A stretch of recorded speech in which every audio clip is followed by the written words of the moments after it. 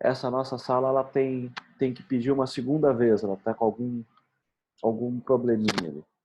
Bom, exercícios, pessoal, vocês lembram da nossa lista de exercícios? Não chegamos a fazer a Bhaskara, nós falamos em fazer a Bhaskara, é isso? E aí ficou de tema, certo? Aí a Bhaskara tem alguns desafios, né? Porque potência raiz quadrada. São operações aritméticas que a gente não vai fazer com operadores. A gente vai precisar usar um programinha. E aí o programinha da potência, como é que se chama?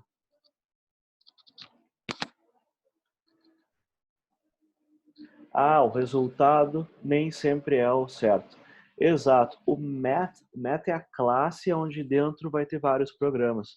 E o programa dentro da Math que nos interessa é o POW.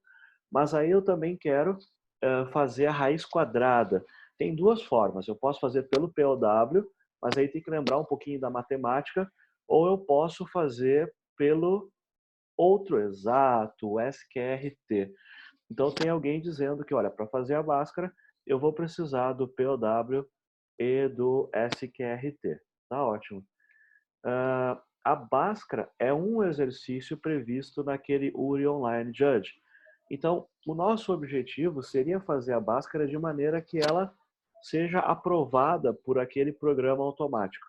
Lá existem outros exercícios que constam do nosso cronograma, como, por exemplo, o problema do relógio. O problema do relógio, o problema do saque do dinheiro, é pegar uma quantidade que tem vários compartimentos, como o caso do tempo, do hora, minuto, segundo, e aí agora é 1h30, daqui a 40 minutos, que horas vai ser? E aí a gente tem que fazer as contas. Então, esses probleminhas são um pouco raciocínio, eu tenho que resolver no papel para descobrir qual é a equação primeiro e depois fazer o programa. Então, o programa tem duas etapas. O da Bhaskara também tem duas etapas. Eu preciso saber a fórmula de Bhaskara para poder resolver alguma coisa. Alguém conseguiu fazer e deu certo? Foi aprovado lá no URI? Davi disse que funcionou, deu certo. Tá bom. Então eu vou pedir que o Davi nos ajude, então. O que eu vou fazer? Eu vou olhar a página lá do URI que tem o enunciado. Tá? Então, lá naquele material que a gente deixou, errei a mira aqui. Então, lá naquele material que a gente tem no Moodle, tem o livro, né, que vocês já devem ter visto. Né? Não é uma leitura assim obrigatória, mas é recomendada. Recomendada porque o livro sempre tem mais informações. E se alguém não percebeu, não teve ainda a paciência, lá no livro tem um recurso de busca. E aí eu posso, por exemplo, eu quero saber o que é o MATH. Vocês podem procurar MATH. E aí vai aparecer todas as páginas do livro que tem a palavra MATH. Isso ajuda bastante a procurar coisas no livro. E a outra forma é ler o livro de ponta a ponta.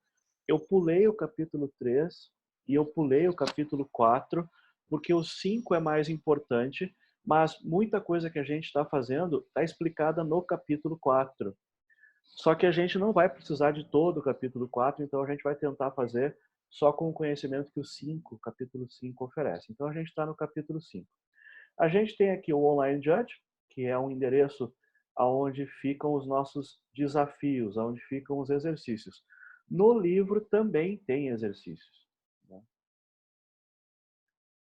Então eu vou entrar lá e problemas, iniciante.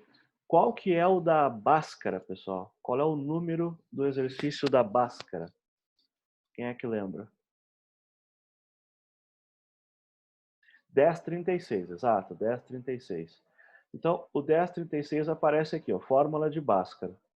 Supostamente, a pessoa fez todos e chegou lá no 1036. Pode pular alguns, mas o interessante é isso. Se a pessoa fez, o URI anota, você já fez.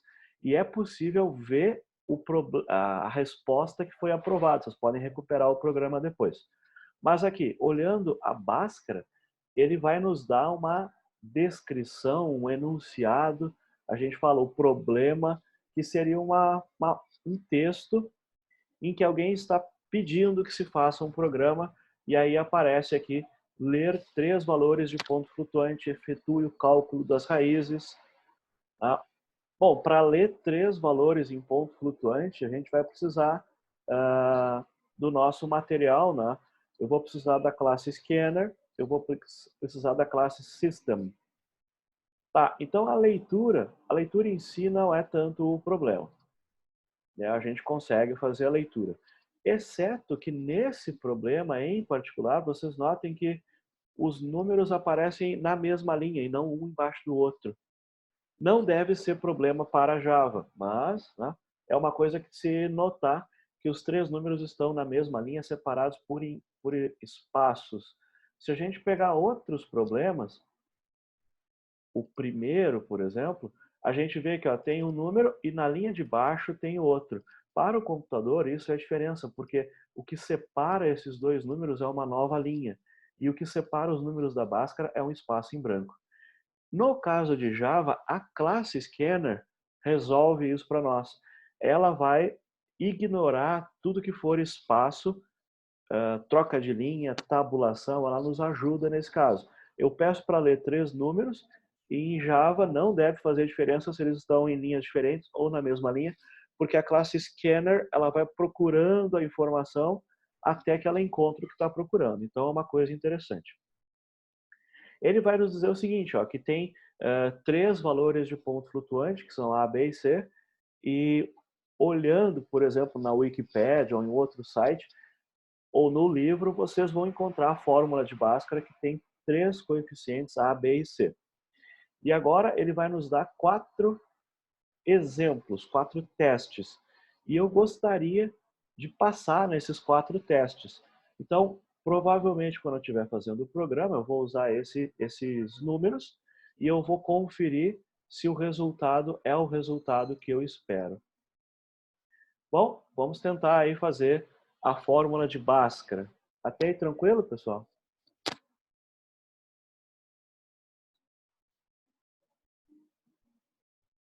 Conseguem me escutar? Certo. Eu vou tentar abrir o BlueJ, então, que foi onde a gente parou.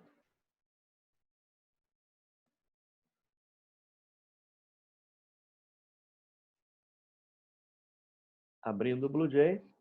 E um pouco demorado hoje, mas vamos lá. A gente vai criar um projeto novo. Deixa eu organizar a minha tela aqui, que eu estou com algumas outras coisas abertas.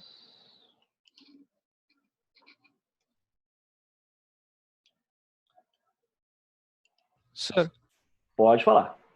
eu acho que tu ainda está compartilhando só o Isso, é. site. Eu tô apagando, fechando algumas janelas aqui, que eu tô com muita coisa aberta. Espera aí que eu já vou liberar a área para vocês possam enxergar aqui. Show. Então, no caso do BlueJ, eu prefiro compartilhar a tela toda, porque como o BlueJ tem várias janelas, então eu só limpei aqui um pouco para não ficar tanta coisa junto com o BlueJ.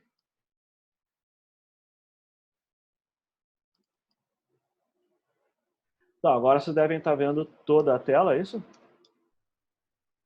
Sim. E aí a gente tem lá, eu vou tentar criar um Bhaskara PRJ, que seria para fazer esse exercício.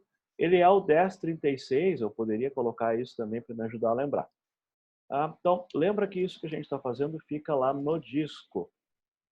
Então, aquele texto que apareceu ali era a área no disco onde o programa está.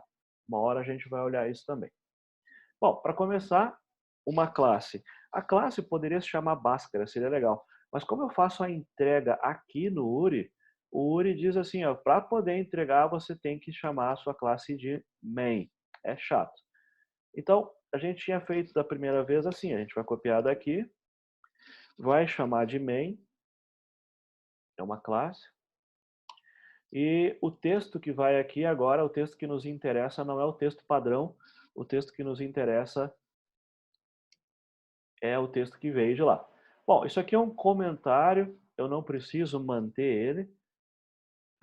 Linhas em branco, eu posso manter, tanto faz, mas o que é importante é que eu vou escrever o programa aqui. O que a gente tem aqui? Lembrando aquele nosso resumo, a gente tem a classe IOException, a classe main que a gente está fazendo e a classe string. Como a gente precisa ler dados, eu vou precisar usar o teclado. Então, olha, Java, e aí a gente vai ter lá um scanner. E eu vou precisar de uma variável que use o scanner. Então, eu tenho chamado ela de teclado. É uma escolha, digamos assim, que já está feita. Então, eu prefiro chamar de teclado do que em cada programa ficar pensando qual é o nome da variável. Eu poderia usar um nome curto, como T, S, entrada, como a gente quiser. Até aí, tranquilo, pessoal? Sim. Então, do nosso exemplo do par ou ímpar, que foi o último, bom, até agora esse é um programa que essa parte do programa é um tanto fixa, porque a gente vai ter teclado. Então, não tem muito o que fazer. Só que eu vou compilar, vou ver se está funcionando, vou fechar, e se a gente executar esse programa do jeito que está, ó, ele entra em execução, mas vocês veem que não acontece nada, né, porque não tem um print, né? Então, eu digo assim que, às vezes, é interessante começar um programa com um print, ou melhor, um print LN, para que a gente possa perceber o que está acontecendo. Só que esse enunciado em particular, a gente não tem nenhum print para fazer. Olha o ponto e vírgula faltando. A gente não tem nenhum print para fazer no início, mas aqui, como a gente está testando se o programa até esse ponto... agora apareceu. Tá, então o programa está entrando em execução, eu estou executando ele corretamente. Vocês vão acreditar que quando a gente tiver muitos programas ao mesmo tempo na tela, às vezes a gente escreve num editor de texto e manda executar em outra classe, e depois fica maluco, por que não funciona? Pronto. Então, é importante fazer essa verificação de sanidade mental para ver se, tá, eu botei um print aqui, rodei, apareceu o print, então eu estou mexendo no arquivo certo. De vez em quando a gente faz essa patetice, mexe no arquivo e manda executar outro. Então, beleza. Eu posso usar o comentário para refrescar a minha memória no futuro, né, que na verdade esse daqui é o 1036 do URI Online Judge. E lá ele usa a grafia estrangeira do Bhaskara. Então, língua inglesa. Então, só para depois, quando eu encontrar esse programa, da onde... é o 1036. Tá, me ajudou. Vamos lá, vamos voltar para o enunciado. O enunciado ele diz assim, ó, leia 3 valores de ponto flutuante. E aqui no enunciado diz que os 3 valores da entrada são double, dupla precisão, e são nomeados ABC. Eu poderia botar ABC maiúsculo, mas não é comum fazer isso no programa. Então peraí. Eu tenho uma variável teclado, agora eu vou ter uma variável double que é o A, uma variável double que é o B, e uma variável double que é a C. 3 variáveis, foi o que ele disse. E eu vou ter que ler essas 3 variáveis. Tá. Então, ler essas 3 variáveis, aí já não faz parte dessa declaração de variável, aí já é a entrada. Então, o programa sempre, quer dizer, sempre, é de se esperar que ele tenha variáveis. Em algum momento eu vou providenciar o que seria a entrada de dados, que é a nossa primeira parte do programa. Então, a partir daqui eu já estou falando da entrada.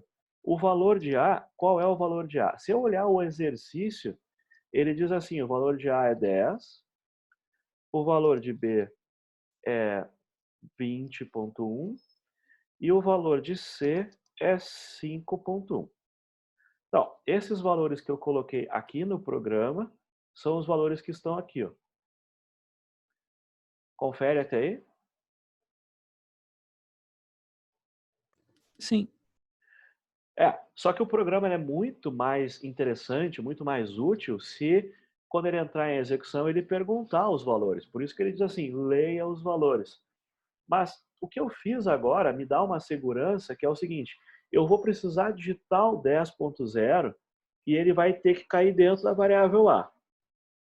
Se o programa não funciona desse jeito, ele não funciona com mais código, isso é importante. Se eu tivesse colocado, por exemplo, int inteiro, e depois eu tentasse, eu vou ter que colocar 20.1, ele vai dizer que não pode. Né? Então, olha, se eu tivesse cometido um erro nesse ponto, eu criei como inteiro. É possível fazer com inteiro. A gente pode entender que a equação tem coeficientes inteiros. Mas quando ele dá o exemplo aqui, a gente já se dá conta que não era para ser inteiro. E aí, quando eu tentei fazer esse experimento aqui, esse refinamento, mas eu não posso colocar 10.0. Tá, aqui em cima eu errei. Então, é interessante fazer o programa, fazer pequenos testes ao longo da construção para ter uma maior confiança que a coisa está dando certo. Então, eu vou trocar agora porque eu quero pegar o teclado e pedir para o teclado ler o próximo inteiro. Funcionou. Por quê? Porque o inteiro é um valor pequeno que eu coloquei numa caixa grande, que é a caixa do double. Mas, pelo exemplo que está ali, 20.1, 5.1, para alguns de vocês que vão estar digitando num computador configurado em língua portuguesa, vai ser 20,1, 5,1. Acontece que não vai dar para ler isso com inteiro. Então, aqui eu fiz uma bobagem que eu deveria ter trocado para double. Double é a melhor solução. Se eu fizesse next int, quando eu fosse fazer o teste, eu já ia descobrir que não vai funcionar. Mas são dois pontos que a gente tem que fazer uma escolha. A variável, nesse ponto, é int ou double? Para nós, as variáveis até agora têm sido int ou double. Nesse caso, era double. Quando eu faço a leitura, é next int ou next double? Bom, se a variável é double, então é next double. Se a variável é int, é next int. Então, eu preciso que isso tenha essa coerência, essa compatibilidade, e nós chegamos até esse ponto. E esse ponto que a gente tem é assim, leia 3 valores de ponto flutuante. Double, ponto flutuante, dupla precisão. Então, essa parte aqui, leia 3 valores de ponto flutuante, e a confirmação, leia 3 valores de ponto flutuante em A, B e C. E aqui ele diz que é ponto flutuante, aqui ele acrescenta que é double, aqui embaixo ele dá um exemplo. Acho que a gente tinha comentado que isso funcionaria sem ser duplo, poderia ser precisão simples, mas aqui ele diz que queria duplo, vamos tentar deixar o mais próximo possível. Então, entrada, cálculos, processamento, né? Entrada, processamento e saída. Até aí foi, pessoal?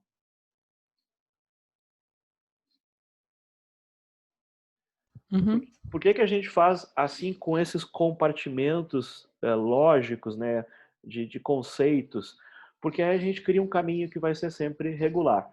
Só que, às vezes, eu sei a saída e sei a entrada e não sei fazer o cálculo. Nesse programa, a saída que ele pede, que aparece um exemplo aqui, é para mostrar R1 e R2, que são as duas raízes do programa.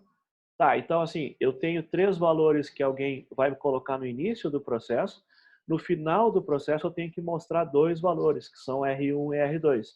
Então eu tenho que tentar investigar a existência desses 2 valores, R1, R2. E aí vamos continuar lá.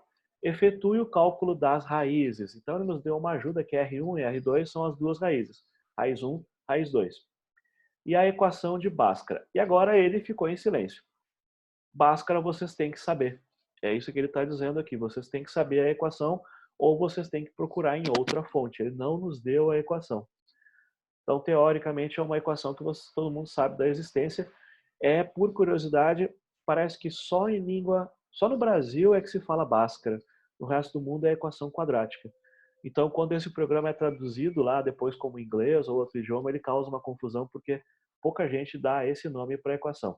Mas é fácil encontrar na internet a tal da equação. Então, ele diz o seguinte, se não for possível calcular as raízes, e aí ele escreveu de um jeito onde esse SE do se, então, se não, da língua portuguesa, vai coincidir com o if, o comando de decisão, o comando do par ou ímpar que a gente usou no último exemplo. E aí ele tem que mostrar impossível calcular, quando não é possível fazer o cálculo. Por quê? Porque em Bhaskara existe duas situações em que não dá para fazer o cálculo. Não existe raiz real. Né? Então ele diz assim, ó, uma divisão por zero ou raiz de número negativo. São as duas situações em que não dá para fazer o cálculo. Então a gente vai ter que recuperar esse conhecimento de Bhaskara para fazer o programa. Tá aí tranquilo? Aham, tudo certo. Só que aí ele diz o seguinte, ó, saída. A saída vai ser um texto impossível calcular. É um texto que vai aparecer na saída. Se for possível, vai aparecer as raízes, com 5 dígitos aqui. 5 dígitos. Bom, então a gente sabe que esse programa vai ter, pelo exemplo aqui, ele vai ter pelo menos 5 variáveis. 3 para entrada, 2 para saída. Eu posso registrar isso no programa agora. R1, R2. Então, é como se eu estivesse fazendo, né, uma reserva de uma área de memória. Eu tenho 5 quartos, 5 compartimentos, 5 peças, né, na memória, e as primeiras A, B e C, em que a gente vai colocar um valor quando o programa começa a executar, e esse valor vai ficar lá, a gente não vai mexer, e o R1 e o R2 que vão ser resultados de cálculos que a gente vai ter que fazer. No final, a saída vai ser R1 e R2 e os seus cálculos, ou impossível calcular. Bom, eu posso compilar o programa. Até esse ponto, a gente fez um programa que ainda compila. Se ele entrar em execução, ele vai esperar por 3 valores e ele para. Só que eu não vou conseguir confirmar o programa se eu não tentar criar um pouco de código agora, só para conferir se essa parte que eu fiz funciona do jeito que eu gostaria. Então, eu vou colocar um código que não faz parte do programa final, só para a gente entender se esse programa que eu fiz, ele funciona como eu gostaria. Ó, fiz um erro de digitação, ele já me avisou.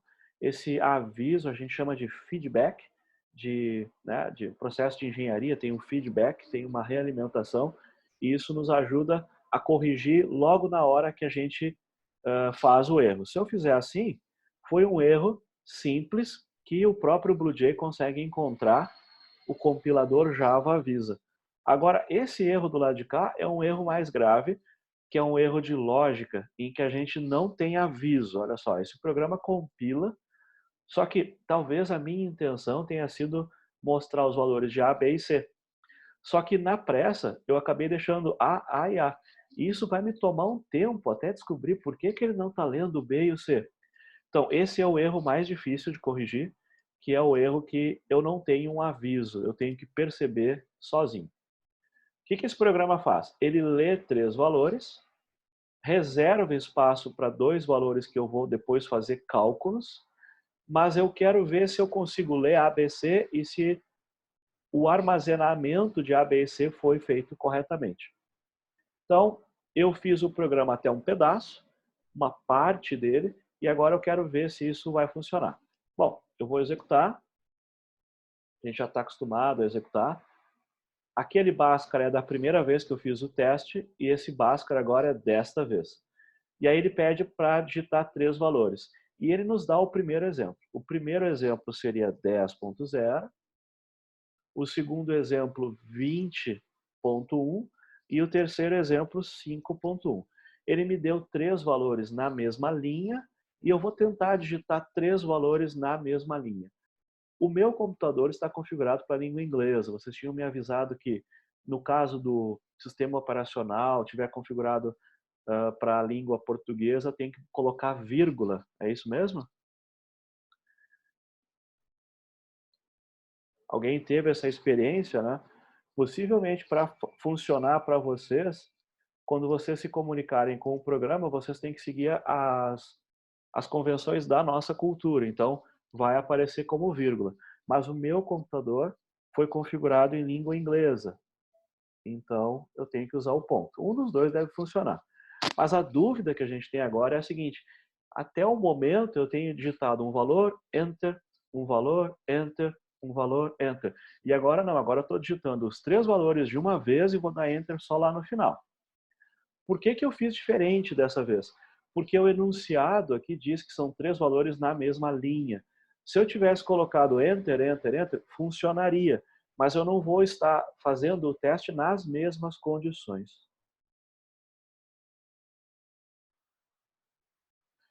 O Márcio está dizendo que todo mundo deveria, então no caso, possivelmente eu sou a minoria, né? Eu deveria passar meu computador para a língua portuguesa para que ele coloque vírgula. Né? Bom, tem gente que não vai trocar, tem gente que não sabe trocar. Eu acho que o importante é que vocês saibam no computador de vocês, quando vocês digitam o programa, sempre em língua inglesa. Quando vocês executam o programa, se vocês estiverem em uma outra cultura, o programa ele tenta se adaptar à cultura do usuário, mas a do programa é sempre convenção da língua inglesa. Então, tem que cuidar isso, tem que se acostumar, porque no programa, quando eu escrever uma constante, é sempre convenção da língua inglesa. Mas quando o programa mostrar dados e ler dados, ele vai estar disposto a procurar a cultura local. Tem gente que prefere ponto, a gente até vê na TV, né? A pessoa fala, hoje é 30,5 graus, né? Mas não é a nossa cultura. Enfim, a gente chama isso de anglicismo, né? A gente está adotando convenções de outra cultura. Mas é interessante. Geralmente, na ciência, a gente vai usar a língua inglesa como convenção. O Márcio está dizendo que existe a possibilidade de pedir que o programa troque as convenções, né, e passe a usar uma convenção fixa e não a do usuário. Exato, exato. Seria possível. Mas não é uma coisa que a gente geralmente faz. A gente sabe qual é a cultura do usuário, ele tem que usar a cultura dele, não eu forçar no programa que eu use uma convenção ou outra. Então é uma discussão interessante, mas é só para quem não consegue voltar ao teste, verifica se não é o caso de usar a vírgula no lugar do ponto quando for digitar. A gente pode mexer nesse programa, mas a gente não pode mexer em todos os programas Java do mundo. Eles são feitos para se adaptarem à cultura do usuário. Então, algumas culturas não usam nem ponto nem vírgula, usam outra coisa, e a pessoa que rodar o programa quer usar a sua cultura, e o programa está fazendo isso, só que tem que ver a cultura que vocês escolheram no seu computador. Então, é possível mudar no sistema operacional, tem formas de fazer, mas agora a gente vai ter que só prestar atenção para usar a maneira que funciona no seu computador. Bom, a gente consegue ler os 3 valores na mesma linha, conforme o enunciado, e mostrar os 3 valores uma linha embaixo da outra, só para conferir que o A ficou 10, o B ficou 20,1, o C ficou 5,1. Tá ótimo. Até esse ponto, o programa faz o que eu acho que ele tinha que fazer. Tá, tô mais calmo, tô mais tranquilo. A entrada foi. Só que agora eu tenho que fazer a saída, que eu sei que R1, R2 vai aparecer na saída, ou vai aparecer impossível calcular. A maior parte das equações não tem raiz, então o mais comum é aparecer impossível calcular quando eu colocar valores para A, B e C. Bom, vamos lá. O que eu preciso fazer? Na saída, de fato, vai ter que aparecer assim, R1, R2. É isso que vai aparecer. Essa é a saída que a gente espera. R1, R2. Tem a situação que dá para calcular e a que não dá. Quando der para calcular, a gente quer mostrar R1 e R2. Só que aí a gente tem um aviso aqui, ó, que ele está dizendo o seguinte, cara, a gente tem uma variável R1, é verdade, só que ela nunca ganhou nenhum valor, ela não tem nada dentro. Então, como é que eu vou fazer um print de uma coisa que a gente não combinou qual era o valor? Então, eu sei que vai ter que fazer R1 igual a alguma coisa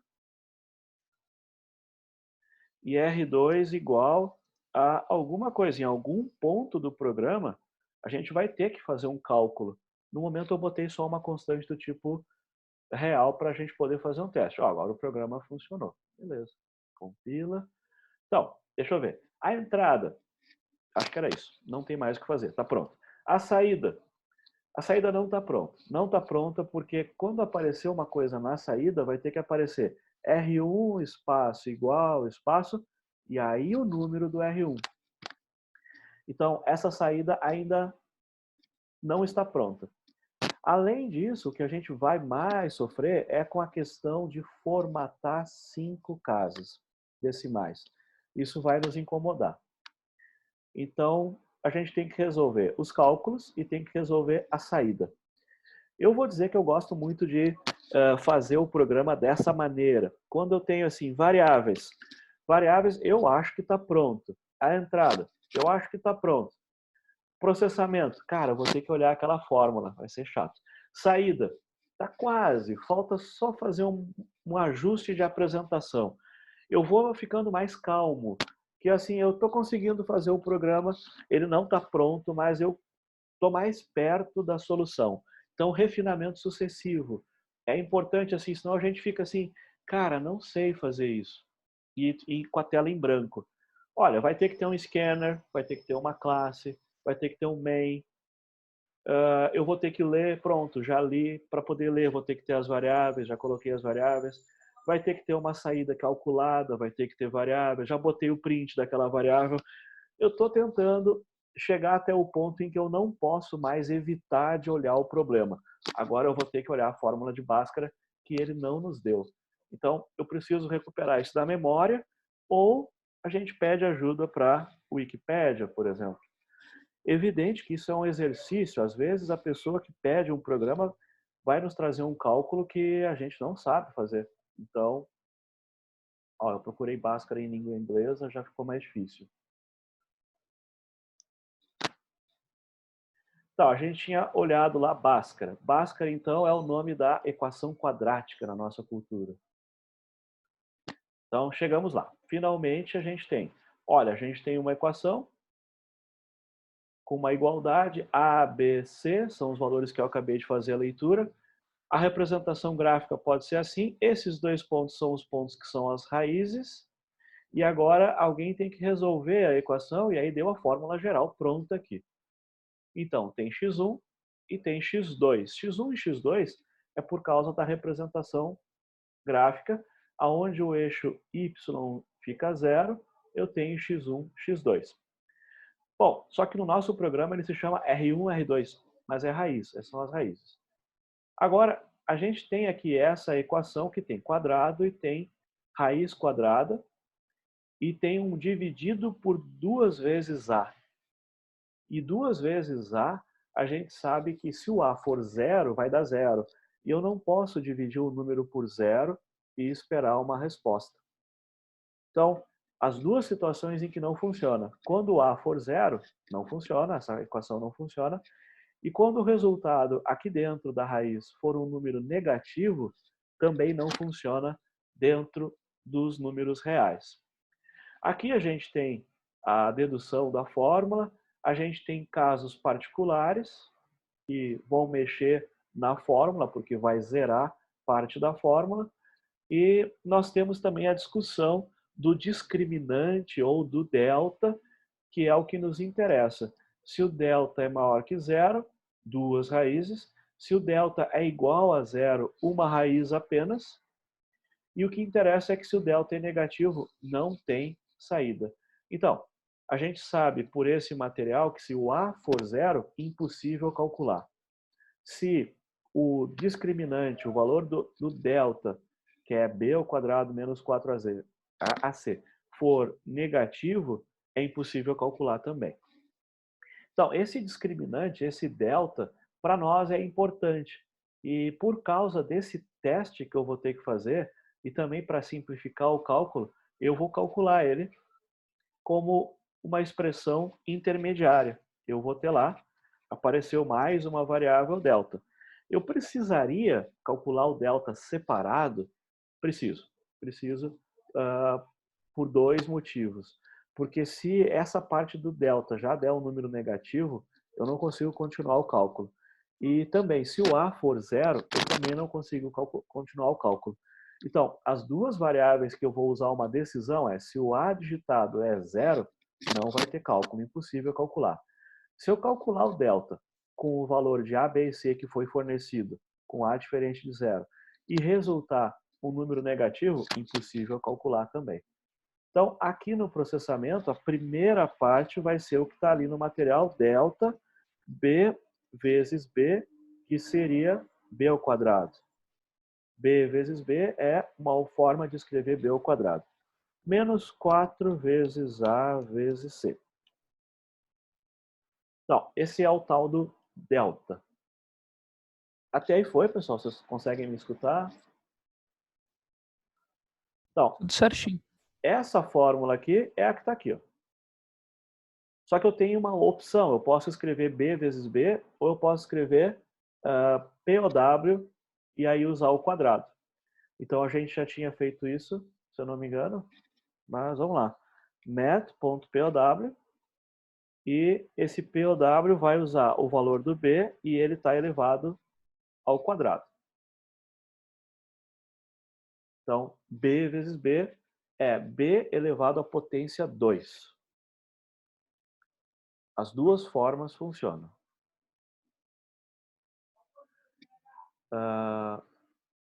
Se eu posso não usar o math, a primeira vez que eu fiz, eu não usei o math, eu usei B vezes B.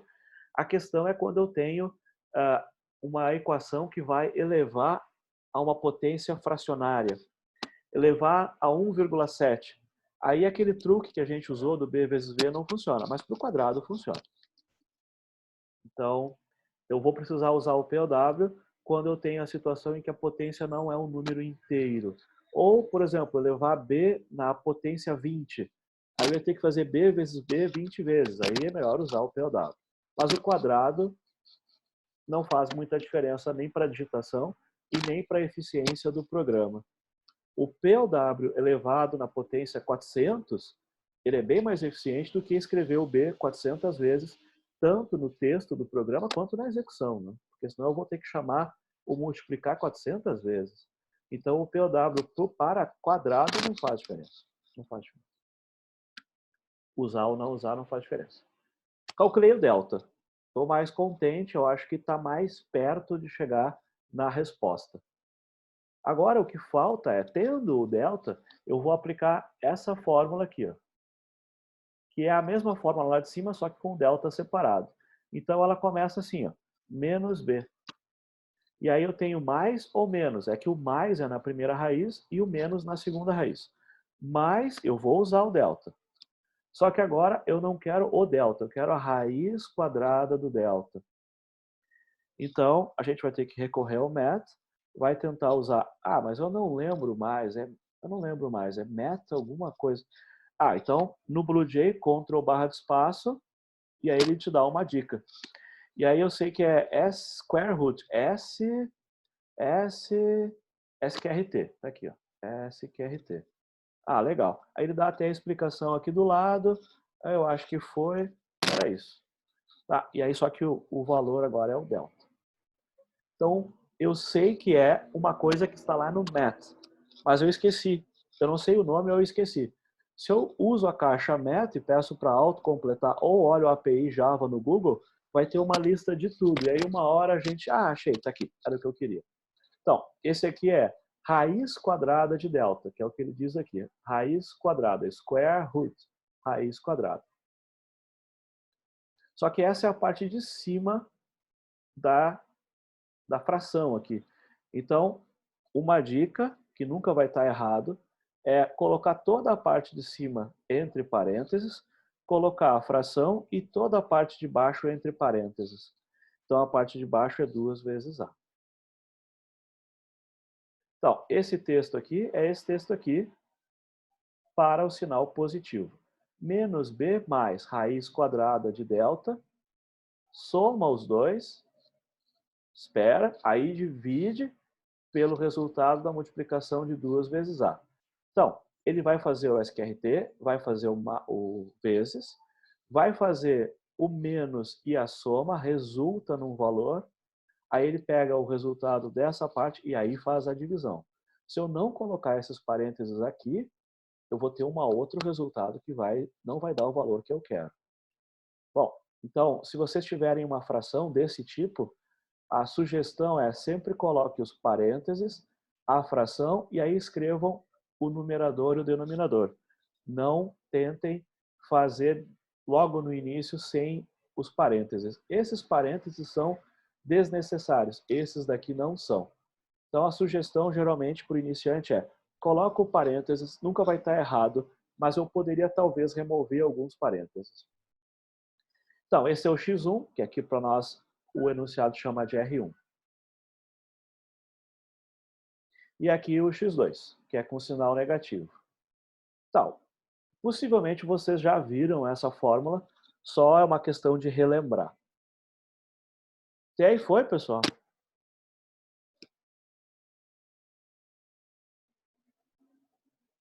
Mas Foi tudo certo. notem assim, essa fórmula ela é exigente e ela faz parte dos exercícios justamente para nos obrigar a trabalhar com uma fórmula mais complexa e usar o power e o square root, para que a gente relembre como fazer isso para outras equações. Bom, o programa ele compila e eu estou em dúvida, antes de continuar investindo em detalhes, se ele funciona até esse ponto. Então, eu vou fazer uma outra execução, só que eu vou usar os mesmos dados. Porque eu quero sempre testar com esse primeiro exemplo. Se ele funcionar para esse primeiro exemplo, eu estou mais contente. Então, esse primeiro exemplo, o resultado esperado do cálculo vai ser esse aqui. Vejamos. Ó, eu mandei imprimir o R1 e o R2. E aí aparece aqui, ó, 29, 78, 75 e ele continua. E aqui deveria ser 29, 78, 8, com 5 casas. Mas se a gente usar o arredondamento estatístico e fizer o corte aqui, 755 vai ser nesse finalzinho aqui, 29, 78, 75 vai arredondar para 8. E aí vai ficar o 788. O resultado está correto usando o arredondamento estatístico. Mas se eu pedir para conferir, o programa que confere no URI, ele vai dizer que está incorreto. Eu vou ter que eu arredondar para poder ele concordar. Ele não verifica se o número é próximo, como é muito próximo aqui. Ele verifica se os caracteres da saída são os que eu estou esperando. Então, eu vou precisar arredondar, mas o número que ele calculou está certo. E depois tem 71, 21, 24, e aqui deu 71, 21, 2.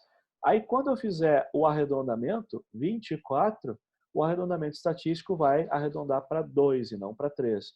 Então, o número de baixo também está correto, pelo arredondamento estatístico. A dúvida que a gente tem é como é que eu peço para fazer o arredondamento. Mas os valores para o primeiro exemplo estão certos. Se eu tentasse o segundo exemplo, o resultado seria impossível calcular. E o impossível calcular acontece porque o A é zero. Se eu tentar colocar A zero, o que vai acontecer é que eu vou ter uma divisão por zero. E a divisão por zero vai resultar no impossível calcular. O que é uma divisão por zero? Olha, eu tenho 3 laranjas. Eu vou dividir por 0 pessoas. Quantas laranjas? Não faz sentido? O que você está falando? É exceção. Arithmetic exception. Divisão por zero. Não tem como dar um resultado nos números reais. Ah, tá. Então vamos ver. Vou executar. E agora, isso aqui foi do teste que eu fiz ali embaixo. Agora eu vou tentar colocar os números ali, ó, do segundo exemplo. 0, 0, 20.0, 5.0. Vou tentar executar e... Ops, deu um none e deu um infinity. A coisa tá feia. O que é um none? Um none é um not a number. Não é um número. Cara, a gente fez o cálculo e o resultado não é um número real. E o de baixo foi pior ainda. Deu negativo infinito. Negativo infinito porque eu tinha um valor e eu dividi por um número muito pequeno, que é quase zero ou zero, e isso deu negativo infinito. Péssimo, deu tudo errado.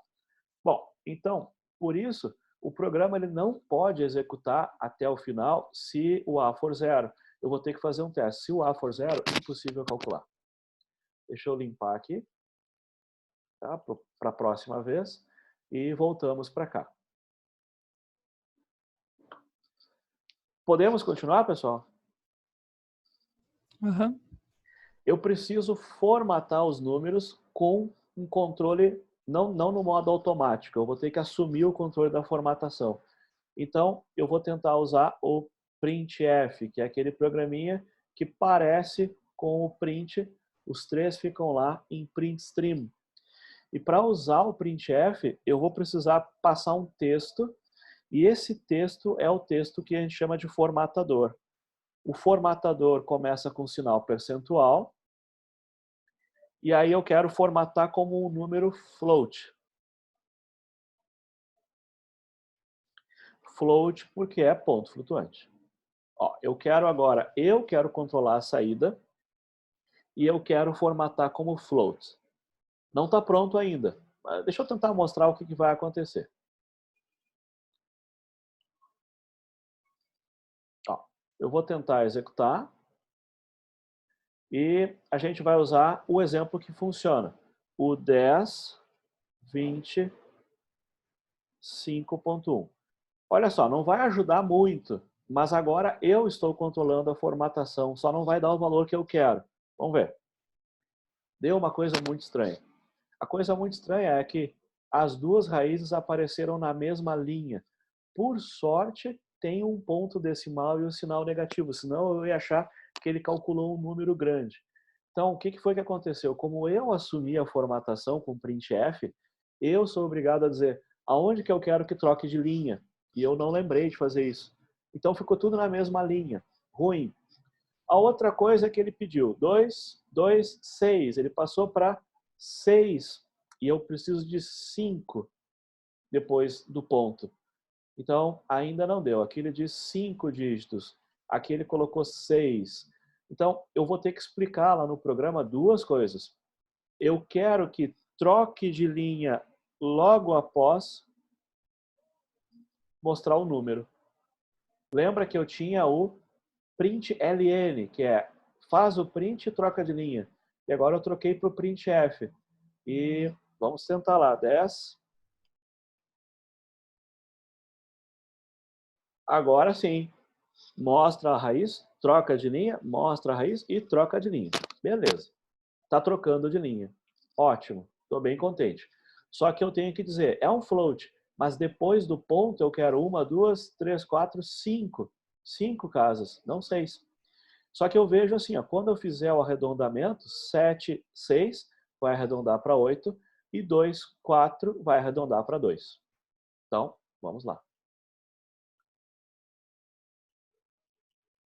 Agora eu vou ter que dizer aqui, ó, depois do ponto, 5 casas. Agora está bem melhor, mas não está pronto ainda, mas está bem melhor. Vamos lá. Então, outra vez, o mesmo teste, que eu sei a resposta, que a gente já tinha feito no início. E, vamos ver, vamos ver. Quase, né? Quase certo, olha só. 29788, 71212. Perfeito, os números estão corretos. Só que se eu entregar assim, ele vai dizer, tá errado. E ele tá errado porque eu esqueci de colocar R1 igual, com um espaço antes do igual e um espaço depois do igual. Ele só confere se o texto é igual, ele não confere qualquer outra coisa. Se eu mandar esse programa, talvez eu ganhe um erro de apresentação. Você esqueceu de botar o R1 e o R2. Eu poderia usar um print a mais, mas já que eu estou usando o printf, que escreve o que eu quiser, eu vou colocar assim, ó, R1 igual espaço, R2 e o sinal de igual e espaço. Ou seja, esse texto que aparece aqui vai aparecer na tela exatamente como eu escrevi, porém, aonde tem um percentil, ele troca por um outro conteúdo. Percentil F, ele vai pegar um valor que está aqui, percentil N, ele vai trocar de linha. N, new line. Lembra que é print LN, ln line e o n aqui é new line. O pessoal não conversou, mas como eu não estou usando o print ln, se eu quiser trocar de linha, %n. Se eu quisesse trocar de linha aqui, colocaria o %n aqui. Se eu quisesse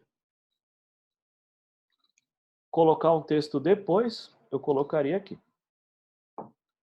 Então, agora eu estou assumindo a formatação. O colega pergunta a diferença. Normalmente, o programador vai usar o /n e não o %n. Então, os dois funcionam. A recomendação atual é que se use o %. E aí a explicação é um pouco complicada. É que nós temos o Unix, o Windows e vários outros tipos de sistemas operacionais. Em alguns sistemas operacionais, quando a gente vai trocar de linha, a pessoa tem que lembrar de escrever /r. Em outros é /n. Aí o que acontece é assim, olha, coloca %n que vai sair o valor certo para o seu sistema operacional. Ele vai trocar para o valor que é troca de linha em qualquer sistema operacional.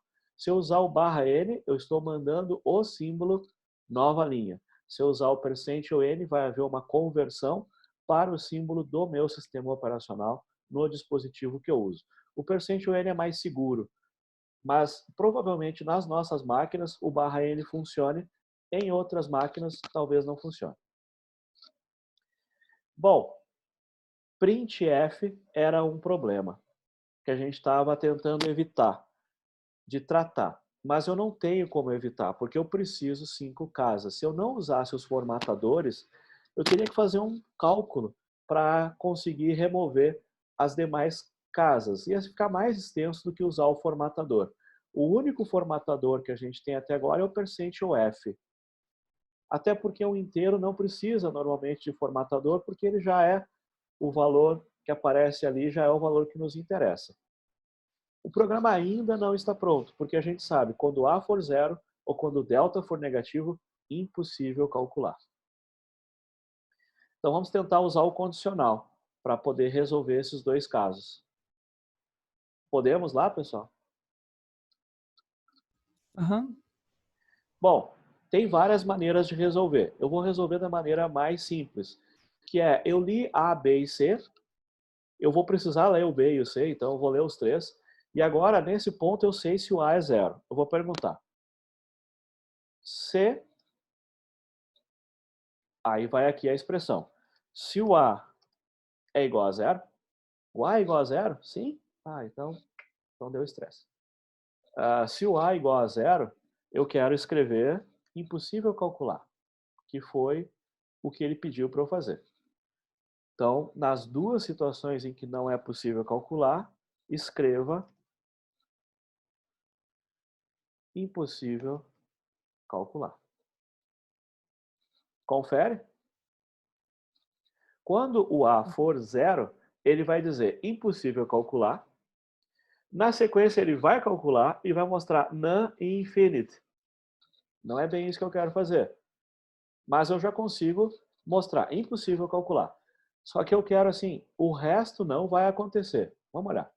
Se eu tentar executar do jeito que está, vai aparecer naquele valor que aparece ali, né, 00, 20.0 e 5.0, que é o segundo exemplo. Olha só, impossível calcular. Era isso aí. Mas está impossível sem acento. Mas está impossível sem acento aqui também, então tá certo. Só que aí ele calculou. E eu quero que apareça impossível calcular, mas não apareça essas duas linhas aqui. Porque lá no exemplo ele diz para não calcular. Só que eu deixei calcular. O que foi a minha falha é o seguinte, ó. Se for igual a zero, escreva impossível calcular. Se não, se não, aí você faz o que está aqui embaixo. Tudo que está aqui embaixo, até o final. Tá, mas faz só essa linha, faz as 3 linhas. Seguinte, agora a gente vai ter que fazer o que é um bloco. Ó, tem um primeiro bloco aqui e tem um segundo bloco aqui embaixo. que eu estou dizendo? Olha, a gente já tinha blocos. O main é um grande bloco.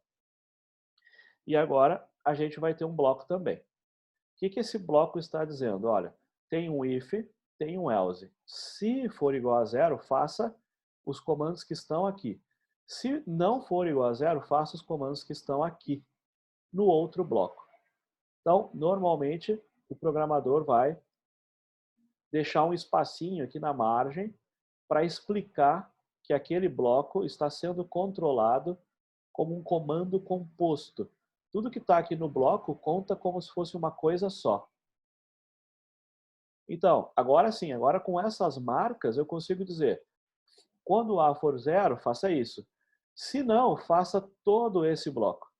Ou seja, nada desse bloco vai acontecer quando esse A for zero. Então, agora eu resolvi. Se o A for zero, o programa faz o system e depois ele vai continuar aqui embaixo.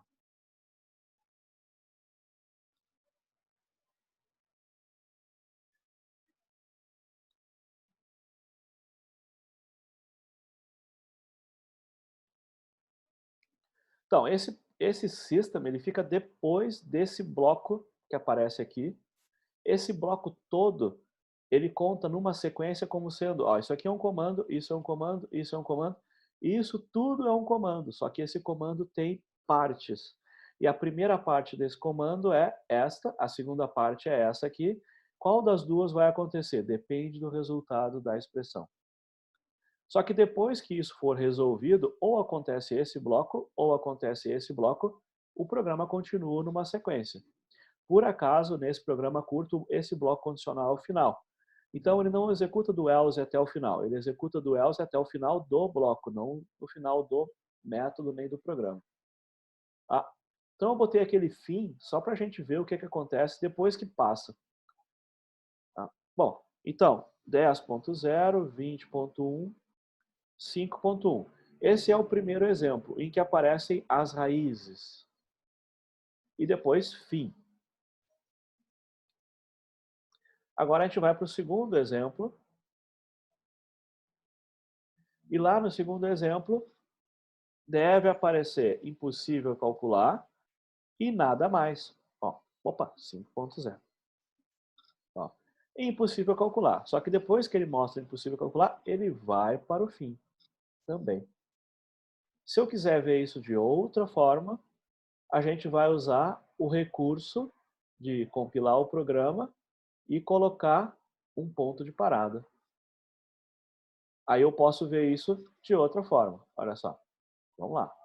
Eu vou pegar o primeiro exemplo, que é esse aqui. Vou colocar em execução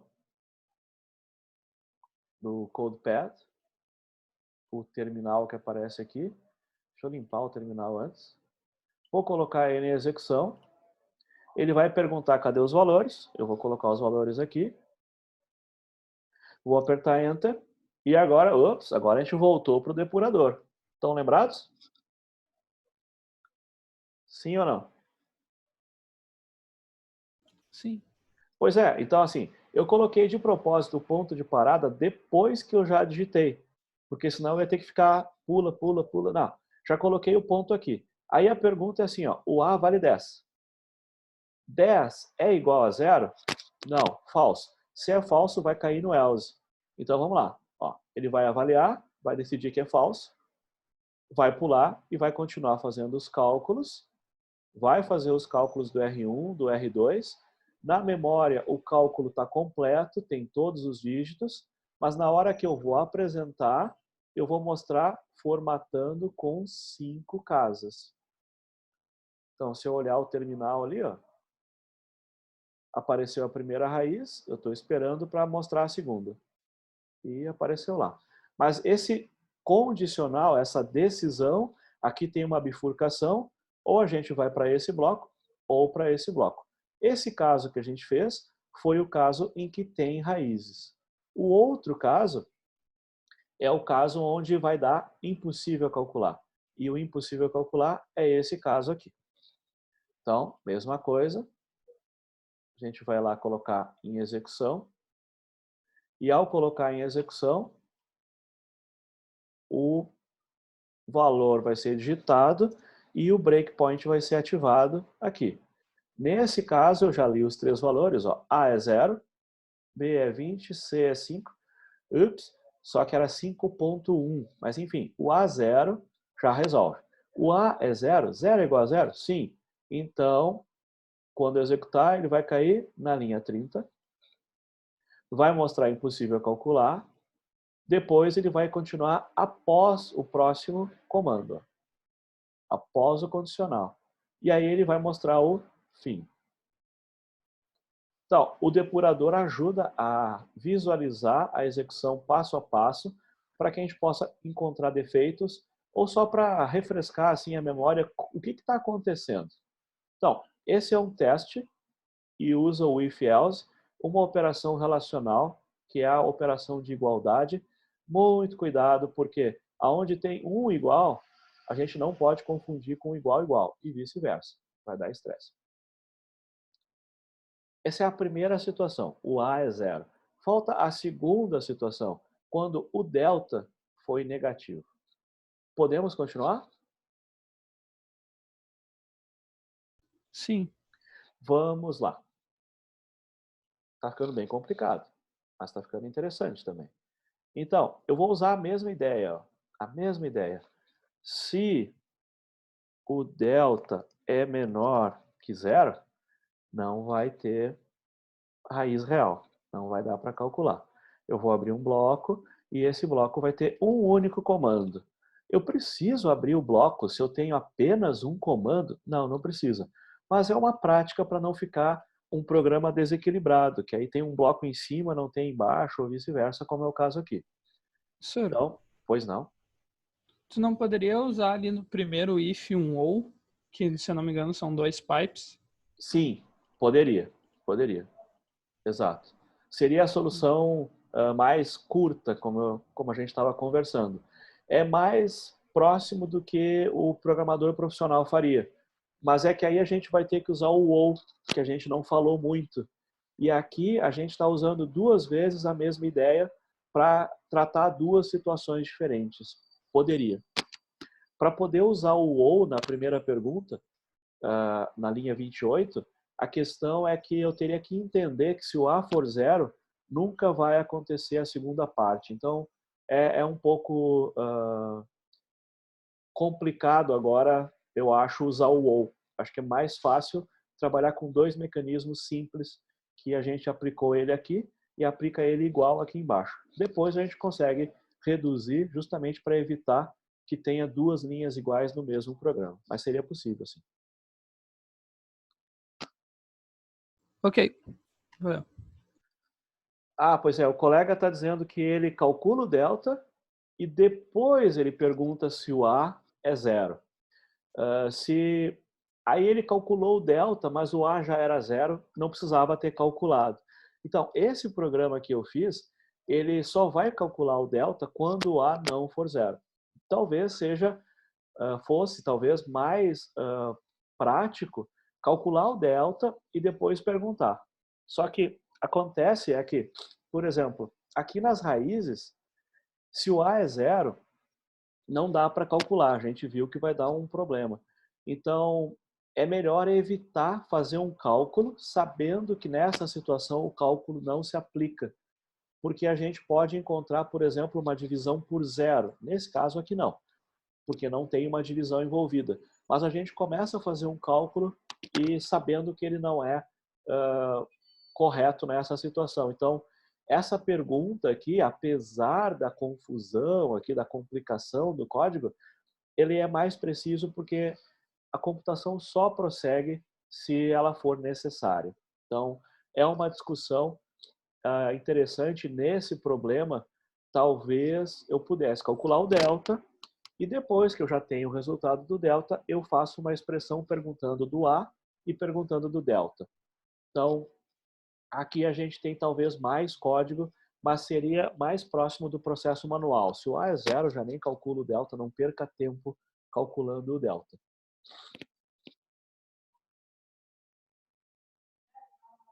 Sim, é possível calcular tudo antes, só que em algumas linguagens de programação, quando eu fizer a divisão por zero, eu tentasse calcular a raiz, por exemplo, e depois fizesse as perguntas, aí eu teria um erro e o programa não executaria até o final. Aí não dá. O delta, como não tem nenhuma situação que gere um problema, eu posso. Só que, por exemplo, ali na linha 35, a gente tem o reflexo de talvez calcular o delta e já calcular a raiz, porque eu vou botar a raiz aqui, aí eu tive a ideia de botar a raiz direto aqui em cima para calcular ela uma vez. Só que aí esse número pode ser negativo e vai dar um erro. Então, o ideal é não tentar fazer cálculos ou fazer operações quando elas não são úteis. Algumas operações, como por exemplo o print, eles vão gerar um resultado que eu não tenho como desfazer. Nesse problema, eu poderia fazer em outras ordens e ainda dá tudo certo, mas tem o raiz quadrada e o 2a, se eu fizer no momento errado, o programa para e aí nesse caso, eu tenho que esperar até ali. Então, nesse caso, a gente tem mais controle, mas imagina que eu chamasse uma rotina e depois eu descubro que eu não deveria ter chamado. Por exemplo, imagina que esse POW fosse um programa que eu não controlo, que eu não conheço, e ele fizesse um print na tela e gravasse uma coisa no disco, ou mandasse uma coisa para a internet, e depois, não, se era zero não era para ter chamado. Aí eu já chamei. Aí o efeito já aconteceu. Nesse programa em particular, não é o caso. Não é o caso, eu poderia fazer de outras formas, em outra ordem. Mas também a ideia é a gente trabalhar numa situação em que tem um if-else e um if-else dentro do else. Isso vai nos ajudar a entender que o if ele conta como um comando. Então, quando ele aparece aqui, ele também tem a mesma complexidade dessa outra linha que também conta como um comando. Mas ele se estende por várias linhas e ele tem coisas dentro, e isso acaba gerando um pouco de receio, né? Mas ele é um comando como qualquer outro, e o BlueJay faz esses blocos justamente para a gente contar isso aqui. Quantos comandos que eu tenho aqui? Eu tenho 1, 2, 3, 4, e depois aqui embaixo, na última linha, eu tenho mais um comando, 5. Mas o comando que tem ali do if, ele é composto. É a única coisa.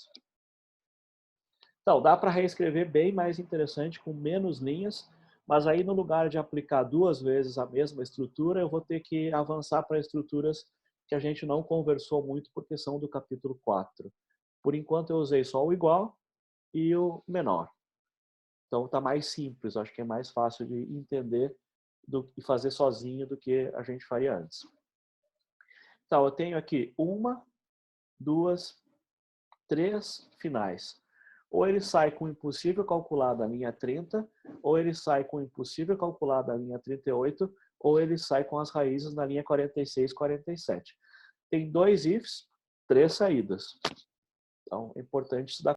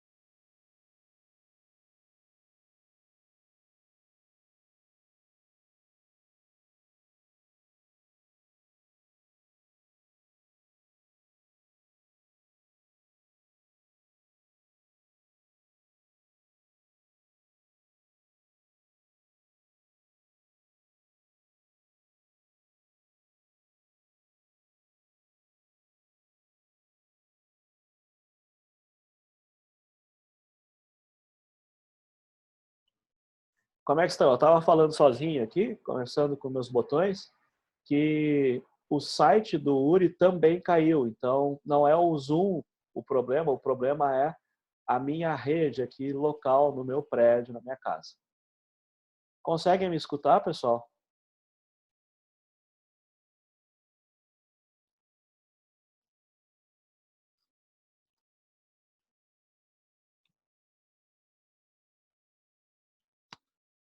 Olá, conseguem me escutar? Não?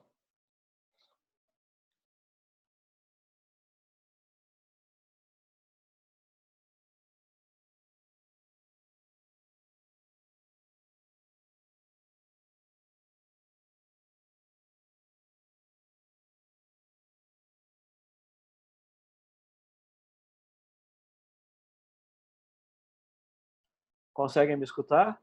Ah, pois então, voltou. Fui lá e religuei o roteador.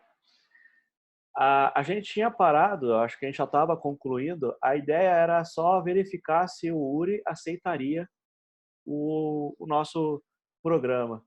Então, a gente tem esse programa aqui, e ele tem esse print do Bhaskara, que não deve fazer parte, e tem um print no final, que eu já removi também, e eu vou fazer o teste para ver qual é a mensagem que ele vai dar, para a partir daí a gente verificar se deu tudo certo, ou se a gente tem que fazer de novo. Então, ele foi lá para avaliação, para julgamento, né, por causa que é o árbitro esse, o juiz, e no momento ele está dizendo que não chegou uma resposta, que está sendo avaliado ainda. Até aí tranquilo, pessoal? Estou esperando a resposta do juiz lá.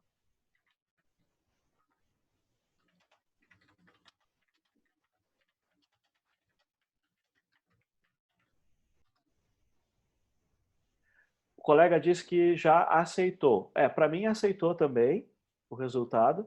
A questão é que aquele print Bhaskara que eu botei bem no início para a gente saber qual é o problema e aquele print fim que eu botei só para a gente acompanhar que depois do condicional vai ter a possibilidade de ter mais programas, mais código, aqueles dois tem que apagar, porque senão não vai funcionar. Bom, aqui foi um problema técnico, eu acredito na minha casa, vocês estavam seguros, eu é que caí e voltei, não tem muito, não foge um pouco do meu controle aqui mesmo assim, desculpas pelo transtorno aí.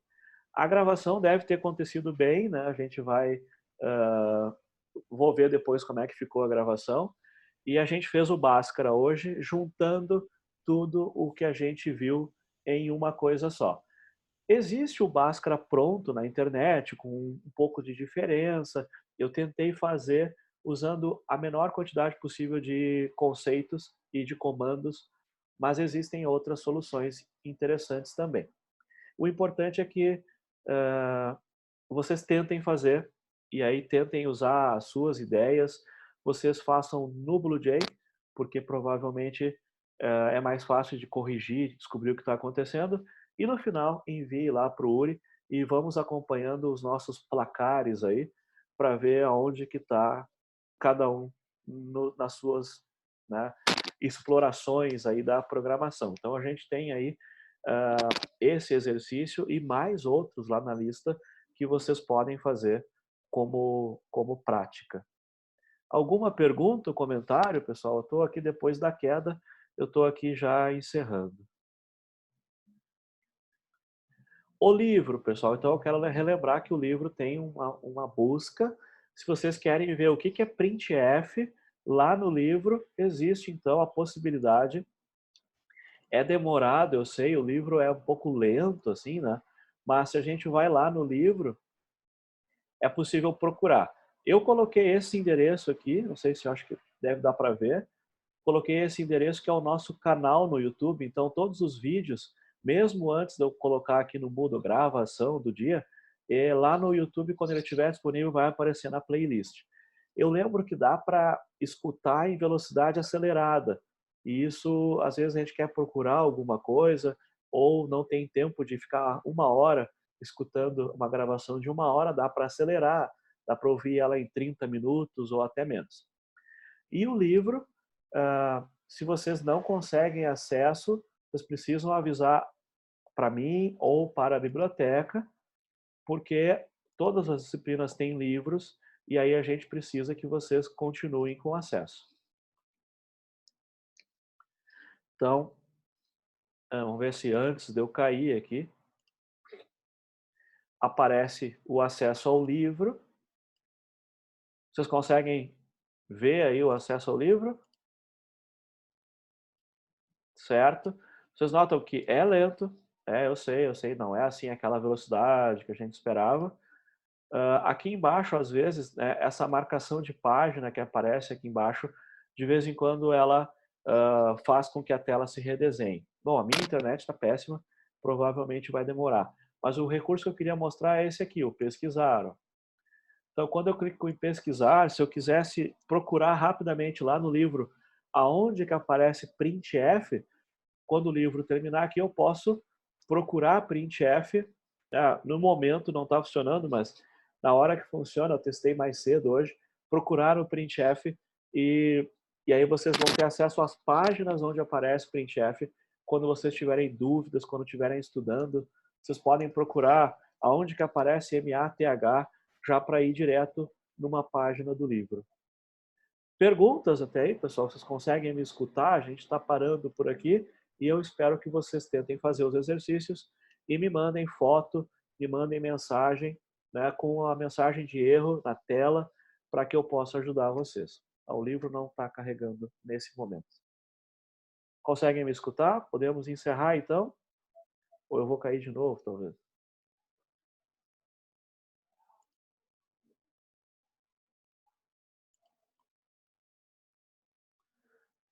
Certo? Então, pessoal, até o nosso próximo encontro agora na sexta. A minha expectativa é que vocês têm exercícios que vocês tentaram fazer, precisam de ajuda, então na sexta a gente vai tentar retomar essa prática. Muito obrigado, pessoal. Ok, valeu, senhor. Tchau, tchau. Até logo.